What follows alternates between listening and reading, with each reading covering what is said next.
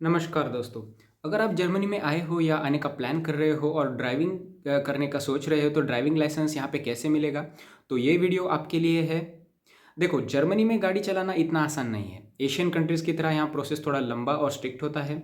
यहाँ बिना driving licence के गाड़ी चलाना अलाउड नहीं है और पूरे प्रोसेस में थियरी और प्रैक्टिकल टेस्ट और कुछ ज़रूरी कोर्सेस क्लियर करने पड़ते हैं। वैसे अगर आप पहली बार मेरे चैनल पे आए हैं तो वेलकम टू द जर्मन ओरा। यह चैनल खास तौर पर उन लोगों के लिए है जो जर्मनी में आकर डेली लाइफ मैनेज करना या सीखना चाहते हैं। यहाँ आपको जर्मनी के लाइफ रूल्स और बहुत सारे जो भी आपको इम्पोर्टेंट चीज़ है उसके लिए हेल्पफुल टिप्स मिलेंगे जो आपकी यहाँ की जर्नी को और इजी बना सकते हैं।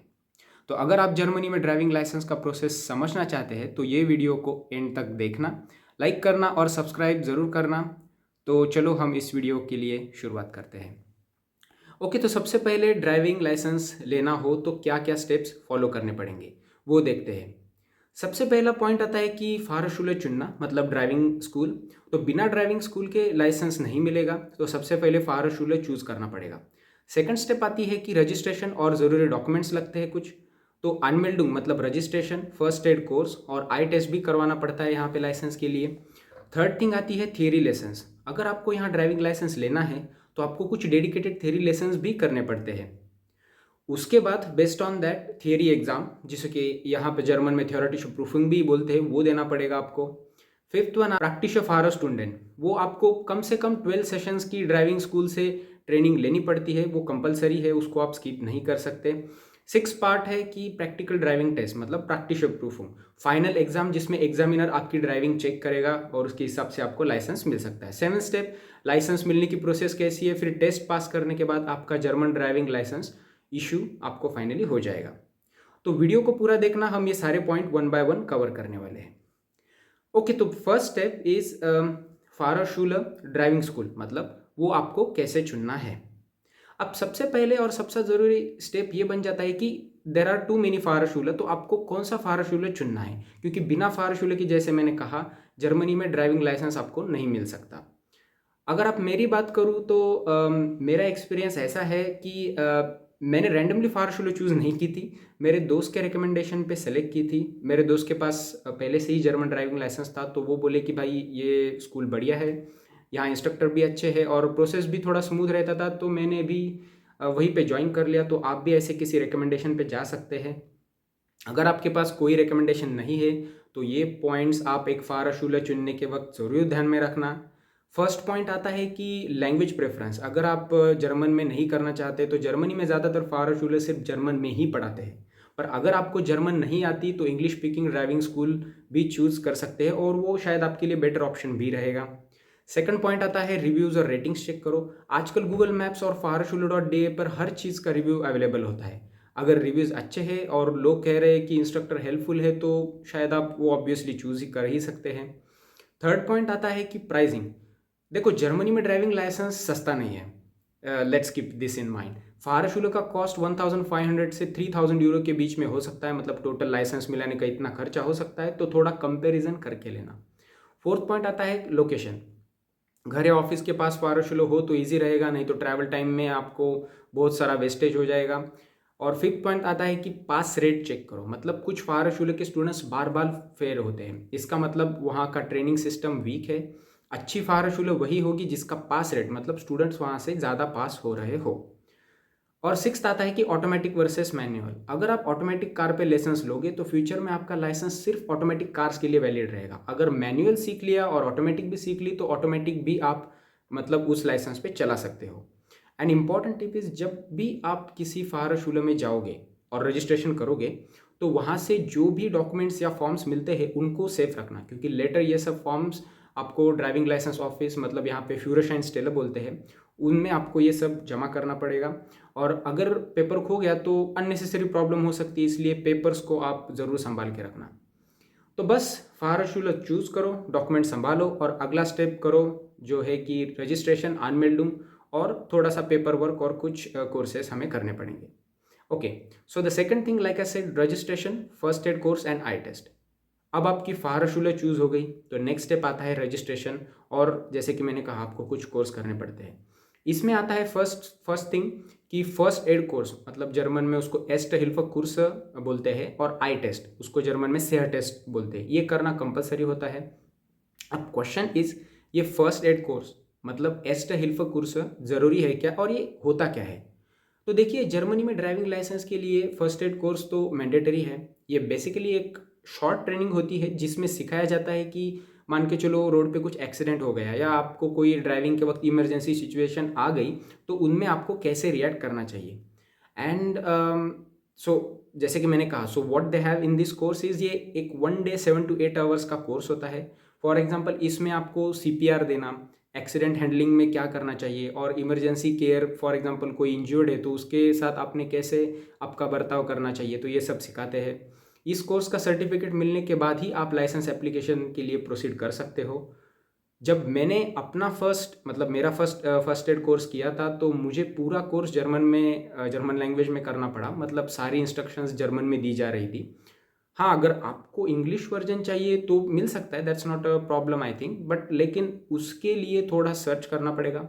मैं डिस्क्रिप्शन बॉक्स में कुछ लिंक्स डाल दूंगा जिससे आप चेक कर सकते हो कि इंग्लिश कोर्सेज कहाँ अवेलेबल है, तो आप वो जाके चूज़ कर सकते हो।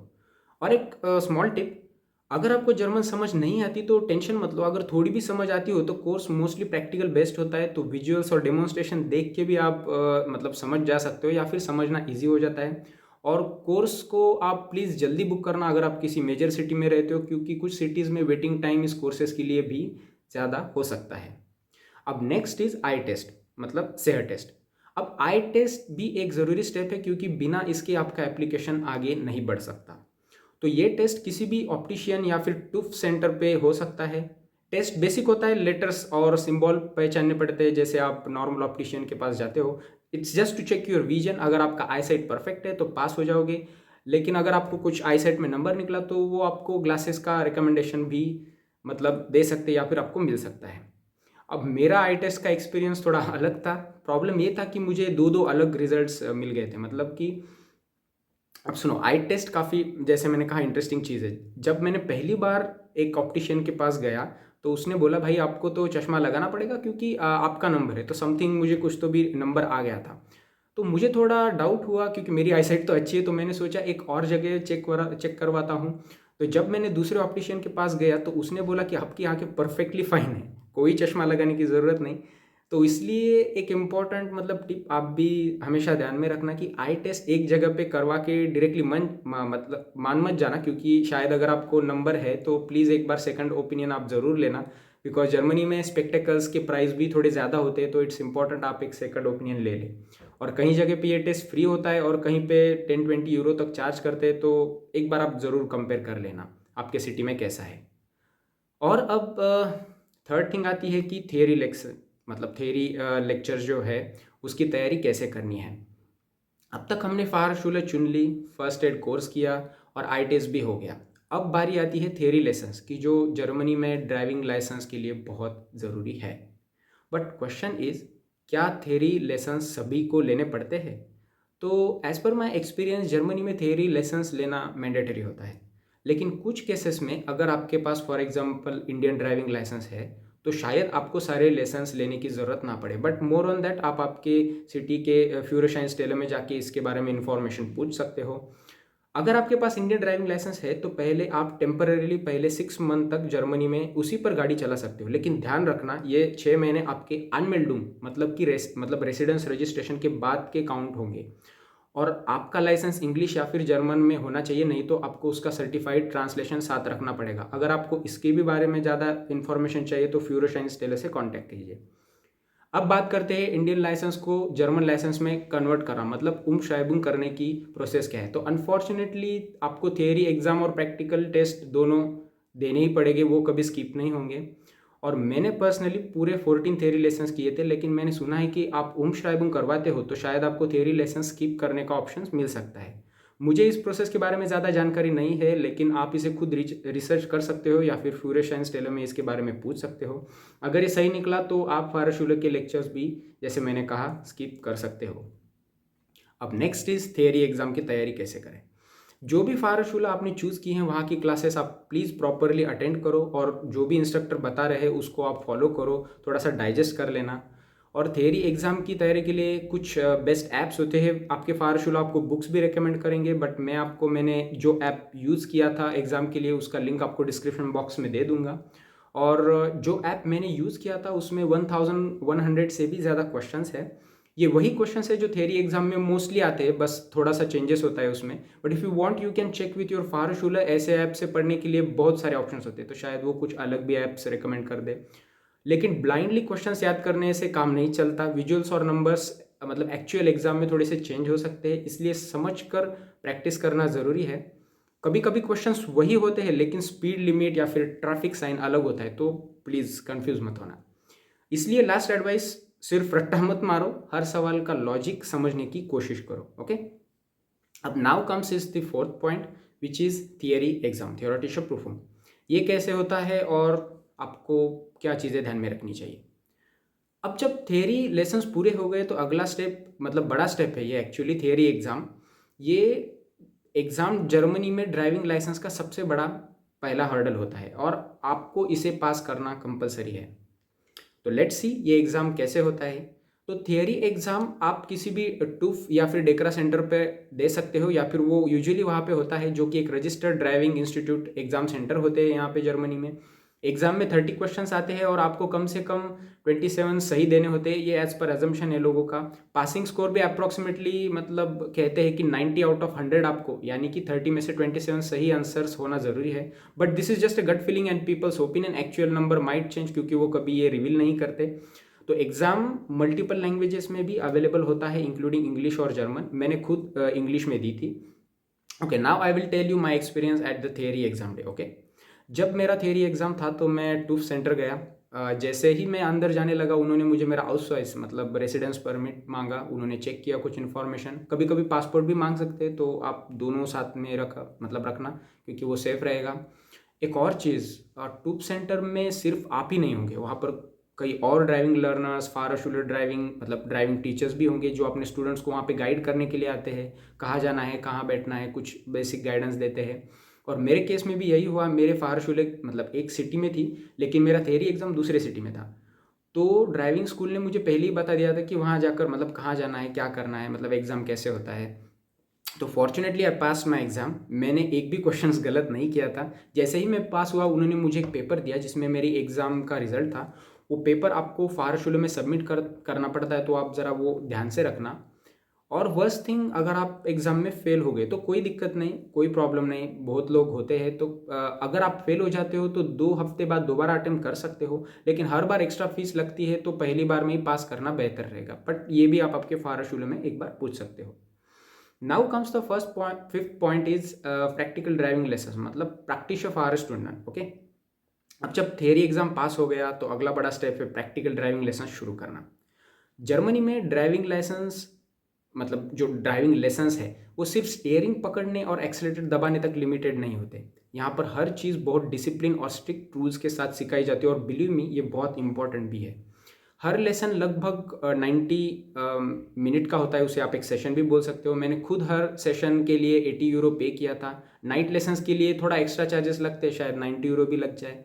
मैनुअल कार के लिए मैंने 80 यूरो पर सेशन पे किया, लेकिन जब मैं ऑटोमेटिक कार से लेसन्स ले रहा था तो ये प्राइस 90 यूरो हो गया। हर सिटी में फारशुले की प्राइसिंग अलग अलग हो सकती है। दैट मीन्स बर्लिन, म्यूनिक जैसी बड़ी सिटीज़ में ये रेट और भी मतलब ज़्यादा हो सकते हैं, और कोविड के बाद कुछ सिटीज़ में रेट चेंज भी हो गए हैं। So from my experience practical lessons में क्या क्या सिखाया गया।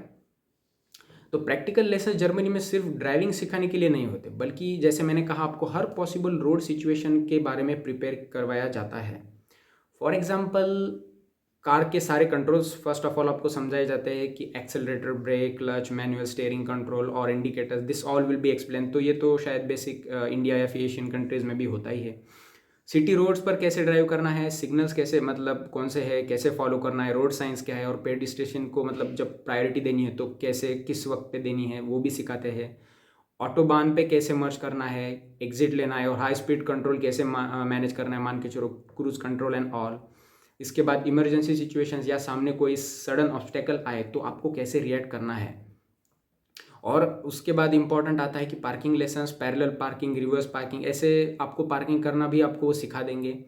And I have learn so far कि जर्मनी में ड्राइविंग इथिकली करना बहुत इंपॉर्टेंट है गाइस। यहाँ गलती के लिए ना आपको कोई चांस नहीं मिलता, खासकर ऑटोबान पे जहाँ व्हीकल्स की स्पीड बहुत ज़्यादा होती है और कहीं कहीं पे तो स्पीड लिमिट भी नहीं होती, मतलब you can drive as fast you can.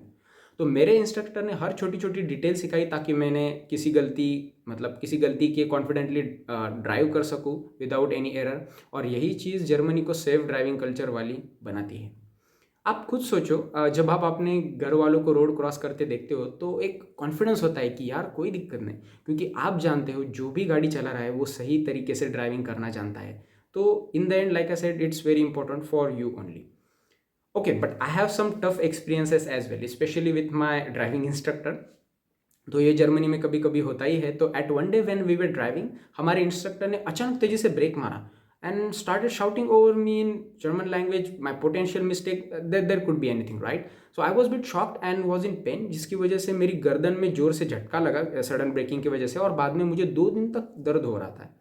And many times अगर मैंने कुछ गलती किया, ध्यान नहीं दिया, for example stopping eight signal, for example मेरी कार थोड़ी सी डिस्टेंस पे सामने वाली कार से है, तो if I don't give for example shoulder bleak while I am starting my car, तो इंस्ट्रक्टर मुझे थोड़ा सा डांटते थे। लेकिन ऑनेस्टली ये स्ट्रिक्टनेस फ़ायदेमंद साबित हुई, क्योंकि इसी वजह से मैंने ड्राइविंग परफेक्शन तक सीखा और मुझे in the end driving licence भी मिल गया। हाँ, कभी कभी ये थोड़ा फ्रस्ट्रेटिंग लगता है, लेकिन जब सड़क पर डिसिप्लिन मेंटेन करना इतना ज़रूरी है तो ये सब सीखना भी मुझे लगता है गाइस वेरी इंपॉर्टेंट है। Now comes the 6th point is practical driving exam, practice proof. अब तक हमने सारे ड्राइविंग लाइसेंस ले लिए, ऑटोबान पर भी ड्राइव करना सीख लिया, पैरेलल पार्किंग भी प्रैक्टिस कर ली। अब टाइम है सबसे बड़े चैलेंज का, जो है कि प्रैक्टिकल ड्राइविंग एग्ज़ाम। तो प्रैक्टिकल ड्राइविंग एग्ज़ाम प्रोसेस कैसे होता है? सो एग्ज़ाम की ड्यूरेशन लगभग 30 to 45 मिनट होती है। एग्जामिनर और आपके ड्राइविंग इंस्ट्रक्टर दोनों साथ होते हैं।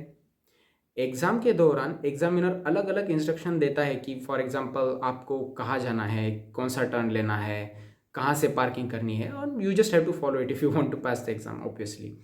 तो एग्ज़ाम पास करने के लिए, जैसे मैंने कहा, आपको सेफ, कॉन्फिडेंट और रूल फॉलोइंग करके ही ड्राइविंग करनी होगी। If you ask me my experience, honestly at that day मेरा एग्ज़ाम एक्सपीरियंस काफ़ी स्मूथ था। मेरे एग्जामिनर और जो मेरे ड्राइविंग इंस्ट्रक्टर थे, दोनों ही मुझे बहुत हेल्पफुल लगे। तो again the same thing, I had to go to the same टूफ centre where I gave my theory exam, और वहीं से मैंने मतलब हमारे इंस्ट्रक्टर ने अपनी ही कार में मुझे एग्ज़ाम के लिए बुलाया, तो वो वहाँ कार लेके खड़े थे। स्टार्टिंग में मुझे एग्जामिनर ने 2-3 बेसिक क्वेश्चंस पूछे, for example how to measure the oil in the engine, what will you do once there is a fog on your front screen, और ऐसे ही वो मतलब बेसिक क्वेश्चंस पूछते ही, this is a format of exam. And after that actual exam on the road started. तो exams में मुझे एग्जामिनर ने बहुत सारे इंस्ट्रक्शंस दिए and I had to follow it. जैसे मैंने पहले कहा, वो तो देते ही है, इट्स पार्ट ऑफ एग्ज़ाम। तो एट वन पॉइंट एग्जाम पर मतलब एग्जामिनर ने मुझे कहा कि take second exit in the roundabout, okay. लेकिन वो इतनी तेज़ जर्मन में बोल रही थी, तो मैंने शायद कुछ अलग सुन लिया और तीसरा एग्जिट ले लिया गलती से। बट लेकिन आई डोंट नो, उन्होंने अंडरस्टैंडिंग की गलती मानकर शायद उसे इग्नोर कर दिया, but I knew from my heart that I did something wrong. और सेकंड इंसिडेंट, जब मुझे पैरेलल पार्किंग करनी थी तो कार्स बहुत पास खड़ी थी, लेकिन एग्जामिनर ने कहा ओके कोई बात नहीं, अगर आपको दिक्कत हो रही है तो आप दूसरा पार्किंग स्पॉट भी ढूंढ सकते हो। ये चीज़ बताता है गाइस कि सभी एग्जामिनर जैसे बोलते हैं कि जर्मनी में मतलब ओवर स्ट्रिक्ट नहीं होते, अगर गलती छोटी हो तो वो शायद माफ़ भी कर सकते हैं, but it's all up to the examiner, some might not even allow a single mistake. तो आप ये बात ध्यान में रखना। Now I want to bust out one myth that Indians या फिर एशियंस फर्स्ट अटेम्प्ट में ही फेल हो जाते हैं। क्या सच में इंडियंस या फिर एशियंस ज़्यादा फेल हो जाते हैं? तो देखो गाइज, मैंने मेरा एग्ज़ाम फर्स्ट अटेम्प्ट में ही पास कर लिया। अगर आप रूल्स फॉलो करते हो, मिस्टेक्स अवॉइड करते हो, तो आप भी पास हो सकते हो। एग्जामिनर्स बस रूल स्ट्रिक्टली फॉलो करते हैं, उनका आपको फेल करने का कोई इंटेंशन नहीं रहता। एंड इट्स ऑब्वियस, जैसे कि मैंने कहा, because it's very important on this high speed roads, यहाँ पे आपको गलती के लिए कोई गुंजाइश नहीं होती, ओके। तो इसके लिए ये मिथ आप भूल जाओ कि इंडियन ड्राइवर्स या फिर एशियन ड्राइवर्स को शायद आप फेल हो सकते हो। अगर आपकी ड्राइविंग सही है ना, तो आपको कोई फेल यहाँ पे करना नहीं चाहता। But very important to know and for your information, कौन सी है वो हैवी मिस्टेक्स जो आपको डायरेक्ट फेल कर सकती है, ओके। तो एज पर माई इन्फॉर्मेशन और एज पर माई नॉलेज, अगर आपसे कोई बड़ी गलती हो गई तो एग्जाम तुरंत वहीं पे कैंसिल कर दिया जाता है, टर्मिनेट कर दिया जाता है। For example, red signal jump करना। अगर सिग्नल लाल है और आपने आपकी गाड़ी आगे बढ़ाई तो आप सीधे फेल हो जाओगे, no exam continued. Pedestrian walk पे अगर आपने ध्यान नहीं दिया, अगर कोई पेडेस्ट्रियन क्रॉस कर रहा है और आपने ब्रेक नहीं मारा या फिर गाड़ी कंटिन्यू कर दिए तो आप फेल हो। रॉन्ग लेन में घुसना, ये तो सबसे बड़ी गलती है। गलत लेन में गाड़ी चलाना स्पेशली वन वे रोड पर भारी मिस्टेक माना जाता है और it could be fatal as well, okay, so don't do that at all. Speed limits follow ना करना, अगर आपने स्पीड लिमिट क्रॉस कर दी तो एग्जामिनर आपको इस बात पे भी तुरंत फेल कर सकते हैं। एक्सेसिव स्टेयरिंग मूवमेंट्स, बार बार अगर आप अननेसेसरी स्टेयरिंग मूवमेंट एग्जामिनर के सामने कर रहे हो तो उनको लगेगा शायद आप अनसेफ ड्राइवर हो, तो इसी वजह से भी आप मतलब वो आपको फेल कर सकते हैं। अगर ऐसी कोई गलती हो तो एग्जामिनर आपको बिना पूछे बिना पूरा एग्जाम कराए ही एग्जाम फेल कर सकता है, okay, so don't do this at all. And in worst case अगर आप एग्जाम फेल हो जाए तो दोबारा कैसे दे, तो चिंता मत करो गाइज, अगर आपने सब ट्राई कर लिया और फिर भी आप फेल हो जाते तो डोंट वरी, आप दोबारा एग्जाम दे सकते हो। रीअटेम्प्ट करने के लिए आपको 2 से 4 हफ्ते इंतज़ार करना पड़ता है। अगर एग्जामिनर को लगे कि आपकी ड्राइविंग वीक है तो शायद वो फाराशूलो से आपको कुछ एक्स्ट्रा लेसन्स भी मतलब दिलाने के लिए रेकमेंड कर सकते हैं। एग्ज़ाम फीस तो आपको फिर दोबारा भरनी ही होगी और एग्ज़ाम स्लॉट अवेलेबल होने पर आप आपका नेक्स्ट अटेम्प्ट दे सकते हो, okay. 7th point, so the last step is driving licence मिलना। अब तक का सफ़र लंबा था, फारशूला, थियरी एग्ज़ाम, प्रैक्टिकल लेसन्स और फिर प्रैक्टिकल एग्ज़ाम, लेकिन अगर आपने प्रैक्टिकल एग्ज़ाम पास कर लिया है तो बधाई हो, अब आपके पास जर्मनी का ड्राइविंग लाइसेंस आ जाएगा। But important point two remember, at least now days, मतलब ऐसा है, शायद पहले प्रोसेस अलग थी कि एग्ज़ाम के तुरंत बाद आपको लाइसेंस नहीं मिलता। एक पेपर मिलेगा जो ये कंफर्म करेगा कि आपने एग्ज़ाम पास कर लिया है। इस पास सर्टिफिकेट को लेकर आपको फ्यूरोशाइन स्टेले में जाना होगा, वहाँ पर आपको अपने फाइनल ड्राइविंग लाइसेंस कार्ड के लिए अप्लाई करना होगा। इसके लिए आपको 18 से 20 यूरो के आसपास फ़ी भरनी होगी, मतलब मैंने उतनी भरी थी मेरा फाइनल कार्ड ऑर्डर करने के लिए। सो 2 से 3 वीक में आपका परमानेंट ड्राइविंग लाइसेंस पोस्ट के ज़रिए आपके घर आ जाएगा। इस लाइसेंस के साथ आप ऑफिशियली जर्मनी में कहीं भी गाड़ी चला सकते हो। अनदर इम्पॉर्टेंट इन्फो इज़, गाड़ी चलाते समय कौन से डॉक्यूमेंट्स है जो आपको हमेशा मतलब साथ रखने चाहिए, और इसकी डिजिटल कॉपी नहीं मैं बोल रहा हूँ, हार्ड कॉपीज इसकी आप रखेंगे तो आपको बहुत बेहतर होगा। जर्मनी में गाड़ी चलाने के लिए सिर्फ लाइसेंस रखना काफ़ी नहीं होता, जैसे कि मैंने कहा कुछ और ज़रूरी डॉक्यूमेंट्स भी है वो आपको साथ में रखने चाहिए। So number 1 is driving licence, मतलब फ्यूरोशाइन। बिना लाइसेंस की गाड़ी चलाना तो आप मतलब भूल ही जाओ, वो गैर कानूनी है, आप नहीं चला सकते ऐसा। सेकंड थिंग इज़ गाड़ी के रजिस्ट्रेशन डॉक्यूमेंट्स, जिसे कि जर्मन में ज़ूलासुंग्सबेशाइनिगुंग टाइल 1, मतलब फारजुकशाइन के साथ वो आपको डॉक्यूमेंट्स रखना चाहिए। ये गाड़ी की ओनरशिप और रजिस्ट्रेशन दिखाने के लिए ज़रूरी होता है। थर्ड पॉइंट आता है कि गाड़ी का इंश्योरेंस प्रूफ, versicherungsnachweis। जर्मनी में हर गाड़ी का इंश्योरेंस होना मैंडेटरी है और ये भी पेपर आप साथ में रखो तो बेहतर रहता है। और आपका आईडी कार्ड, मतलब हाउसवाइफ या पासपोर्ट, अगर पुलिस रोकती है तो पहचान के लिए आपको ये डॉक्यूमेंट दिखाना ज़रूरी बन जाता है। और इनमें से कोई डॉक्यूमेंट नहीं हुआ तो जैसे मैंने कहा आपको भारी जुर्माना लग सकता है या फिर आपको आगे के पेनल्टी सीक्वेंसेस, जो भी कॉन्सिक्वेंसेस है, शायद उनको आपको फेस करना पड़े। तो बस आप ऑफिशियली जर्मनी में खुद की गाड़ी चला सकते हो। पूरा प्रोसेस लंबा था, लेकिन अगर आपने सही से फॉलो किया है तो अब आप भी जर्मनी में ड्राइविंग लाइसेंस आपको मिल सकता है या फिर आप ले सकते हो। अगर ये वीडियो हेल्पफुल लगी हो तो लाइक, शेयर और द जर्मन ऑरा को सब्सक्राइब करना मत भूलना। और अगर कोई भी सवाल है तो नीचे कमेंट सेक्शन में पूछो, मैं अपनी ओर से जवाब देने की पूरी कोशिश करता रहूँगा। तब तक के लिए अब सी यू सून। जय हिंद, वंदे मातरम।